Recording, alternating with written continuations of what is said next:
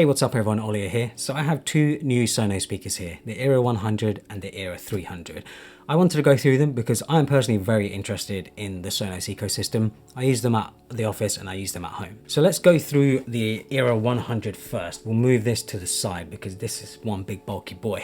But yeah, we have the Era 100 here. I also have a few other speakers that I'd like to bring in just to show you the difference, the sort of size comparison. So the Sonos One, you can see here, it is taller than the Sonos One. The Google Nest speaker here. We also have the HomePod Mini. So yeah, that gives you an idea of the size of all of them. I don't have the standard HomePod, so I can't really compare it to that.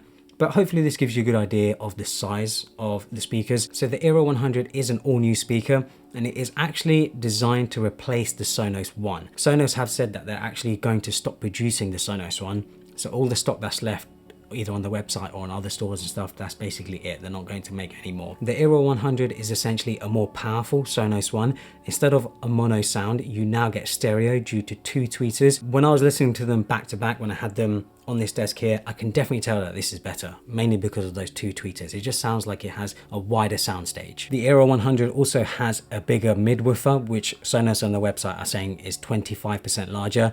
And yeah, the bass can make a little bit of difference, but it all depends on what you're listening to, of course. I've definitely found the bass is smoother, but it's not going to be mind-blowing. It's not going to sort of shake the room. But it's good enough for the size considering how compact it is. The design of course is all new. It's a bit more cylindrical rather than a soft cuboid-like shape on the Sonos One. It is also a little taller, as you can see. I think it looks cleaner and more modern than the Sonos One, but what's even more important to me personally is how understated it looks, especially in this black. It just looks quite plain, quite normal, quite minimal, and that's what I like. I like how Sonos speakers aren't super flashy, don't have crazy designs or anything. They can just fit on like a bedside table, a desk, a bookshelf or something like that. They're meant to just sort of blend in with the interior. On the top there are touch controls which are a little different from the Sonos One. You have touch controls for pausing and changing tracks. There's also a new volume slider. You can still tap on either end of the volume slider to adjust the volume if you don't want to actually use the slider itself. On the back there's a manual mic mute switch, which is nice to see, and a new Bluetooth button. Finally, Sonos have added Bluetooth 5.0.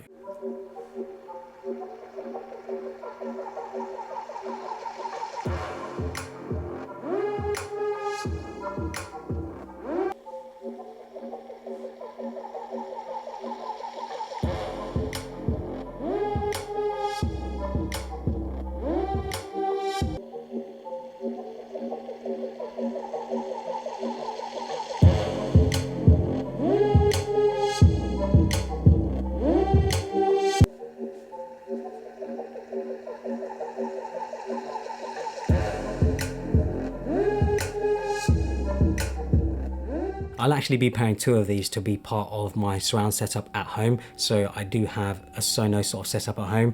Make sure to subscribe because I will be making a video sharing my living room setup and sharing how I've set up the Sonos system. So is it worth upgrading to the Era 100 from the Sonos One?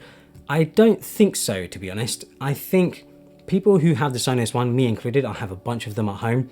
I'm not going to be running out and replacing all of them with the Era 100. The Era 100 just doesn't have enough sort of features and functionalities to make it that much of a jump. It's more of an incremental update with the two tweeters and the mid-woofer. You do get better sound out of it, but it's not absolutely like a huge step above of the Sonos One. So yeah, if you have a Sonos One, you can be happy with it. If you're looking to add speakers to your setup, if you're looking to add speakers around your home, office, wherever it might be, then yeah, obviously the Era 100, it will be a great choice. Now, let's look at the Era 300, which is one big boy. You can really see the size difference between the Era 100 and the Era 300. And the reason why it's so much bigger is because this has a lot more features and a lot more functionality packed into it. The first thing I do want to say though is that it sounds absolutely incredible. When I first set it up on my sideboard on the other side of the office, I was really impressed by how much sound this compact speaker can make, how it can fill the room with sound, and the bass on it is just insane as well. I was also very unsure about the design before seeing it in person, but now that I have it, it's actually a pretty good looking speaker. It all depends where you place it in your home. So this is an all new speaker as well. It's not necessarily meant to replace anything. This is just supposed to be a new product line from Sonos that delivers one key feature, which is spatial audio or Dolby Atmos. The reason for the large size is because there are 4 tweeters in it and 2 woofers. there is one tweeter firing upwards, one tweeter on the left, one tweeter on the right, and one tweeter firing forwards. And then there's a woofer on each side as well. With all of those drivers, the aim is to give you spatial audio, to give you Dolby Atmos sort of sound. When you have it set up properly, and as long as you have space above it, you have enough space either side of it. When I had it set up on my sideboard and I was sort of just standing or sitting listening to it, it really does feel like the sound is all around you. It's the most bizarre thing. It's really, really hard to explain until you experience it in person. But when we had it set up, I was just blown away about how the sound just sounded like it was sort of everywhere, above me, all around me. It really felt like you were almost in your sort of own mini concert. And you can actually set up two of these, so you can have a stereo sort of setup, one either side, and it'll give you even more of that effect. But I was just impressed by how incredible it sounds, even with just one. I can see people who are willing to spend the money getting two of these and setting up with maybe their Sonos Arc and their Sonos Sub, having two of them, one either side sort of behind you, and having the full Dolby Atmos experience, because with drivers in this firing upwards, you can have speakers now behind you firing upwards as well as a Sonos Arc.